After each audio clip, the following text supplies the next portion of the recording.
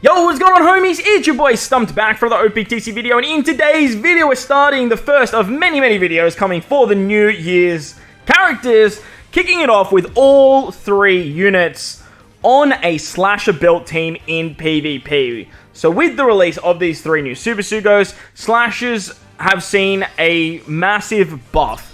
But with the release of these new characters has built some very janky and some very wonky slasher looking teams. Roger and Odin, Yamato, and Zoro Sanji are the 3 new Super Sugos to be coming for this anniversary or this New Year's period. And whilst they are all slashers, they don't exactly boost slashers as a core.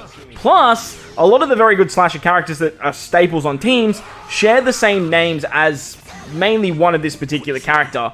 Roger and Odin. Roger and Odin being a standalone unit means that they do have a typing. Unlike Yamato and Zoro Sanji, they're actually a quick unit. Now, they do buff quick, they do buff slashers, but unfortunately, even though Yamato and Sanji are quick in regular play, in PvP, they're not. They're just a neutral color, which means that they're not getting those extra buffs from Roger and Odin. On top of that, Yamato is one of those strange units that buffs Dex and Quick as well as the Slasher class. So you kind of want to try and build out a team that looks like a Dex, Quick, Slashery kind of build, or for Roger and Odin's case, you want to sort of build out sort of like a quick slasher build. Now, it's definitely doable with the release of stuff like Hiyori and Momo. You could definitely drop Zoro Sanji and bring Ashura Zoro, and then they're all being free spirits, besides obviously Roger and Odin.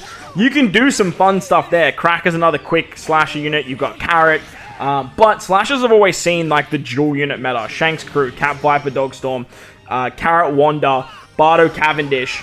Now, with the release of Yamato and Zoro Sanji, it does make it a little bit challenging for Roger and Odin to sort of find a place with full synergy there. Now, a lot of teams have proven that full synergy doesn't matter all that much, but with Roger and Odin on the team, you lose Super Sugo Odin, and you lose Roger Whitebeard. And honestly, losing Roger Whitebeard is the biggest omission from this team, because you lose so much damage. Roger and Whitebeard are still the second best, in my opinion, second best unit in Rumble, and just the ability to take out 2 units is so incredibly valuable.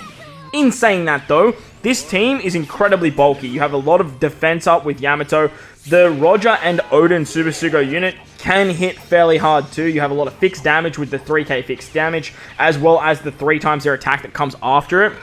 So if you're coming up against some units that don't have a lot of defense, you can still do a lot of damage to a larger range than what Roger Whitebeard can do. However, like I said, losing characters like Odin with his cooldowns and his fixed damage, and then losing the HP cut and the guaranteed kill of Roger Whitebeard, it does leave a significant hole in your damage output, and it does see these fights go down to the wire. Now, this particular challenge fight against the shooter team, they're incredibly buffed at the moment, I believe, because the shooter team has over like 100,000 combat power. I think strength are boosted as well. So it was nice to go up against one of the newer PvP challenges now that I've done my sort of like fun videos for it. And this particular slash team, the quick slasher team in particular, I do think we'll see some cheeky play as a defensive build. But for Roger and Odin, this just straight up slasher build, I just don't think it's it for them, because you really want to have Odin and then Roger and Whitebeard as a staple on your main lineup. But all in all, it was a lot of fun to put all 3 of them on the same team.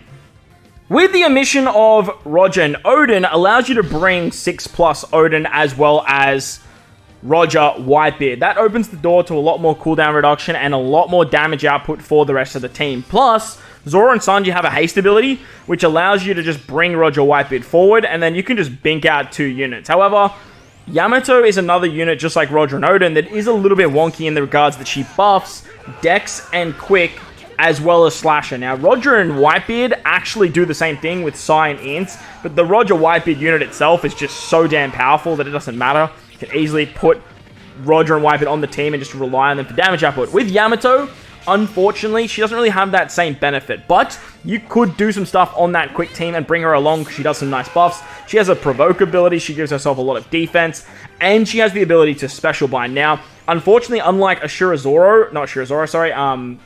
of Hell Zoro, you don't have a counter. Now, I believe the counter is like her biggest asset. However, she does pick 1 unit for an 80% HP cut, which is a disgusting HP cut. And as you can see here, it allows us to just take out Jack, because Jack has so much HP, and bringing him low enough for Odin's fixed damage or K-Dad to just sort of hit one unit allows you to, like I said, to just bink off a very important part of their team. On top of that, she has the ability to special bind 2 units at 100% rate. She gives you so much speed to the team as well. Like, you get an exceptional amount of speed for this slasher team that it allows you to just bink out your characters' turns a lot more frequently, and allows you to see those that special charge you get from stuff like Odin a lot more frequent. Now, you also have a lot of bulk with the Zoro Sanji special and the Yamato passive, so you can actually tank stuff very, very nicely. Lucky for me, Kid actually whiffed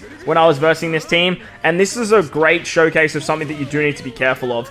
This particular setup right here, and whilst Yamato's quite wonky, does struggle against units that can just bypass defensive effects. But if you can go up against units where you can special bind them and they're in the front line, say King and Kid are in the front, and you special bind them, you are going to be able to stop that onslaught before it is actually a problem. However, if it does find you at the back end of a fight, or they're on the bench, Yamato's provoke, all of that defense she gives means absolute diddly squat, and unfortunately it's not going to be the be all or end all. Overall though, she's quite good, but again, I don't think she really finds a place on the slasher team, and she could definitely see some stuff with defense or quick slashes.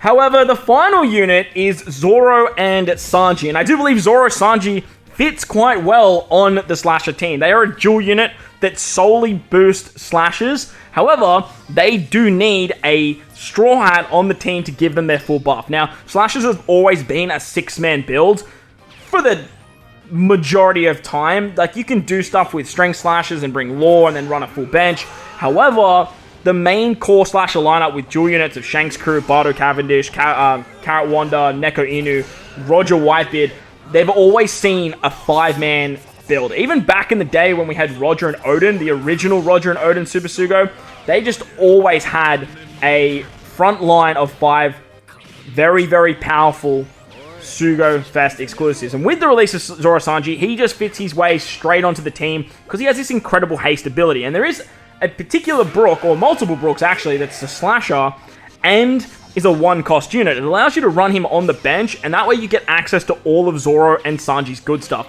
Their special gives you a monstrous, and when I say monstrous buff, it is a disgustingly large buff. It's like level 8 attack, level 8 speed. Their passive is incredible. Plus, they give you a 100% chance haste for your slashes. And when you're rocking some big boppers like Roger Whitebeard, Odin, K-Dad, and all that damage output that these units provide, like, if you get the haste off, man, with a 42 attack stat, it goes to the absolute moon. But let me know what you guys think of the new slashes in the comment section below. Let me know if there's any other teams you guys want me to showcase as well, and I'd be happy to oblige. But while you're down there, belt the like button, hit the subscribe button, do all that good stuff. Most importantly, wherever you guys are in this beautiful world, please remember to enjoy the rest of your day. As always, homies, thank you for watching, and I'll catch you all in the next one. Later!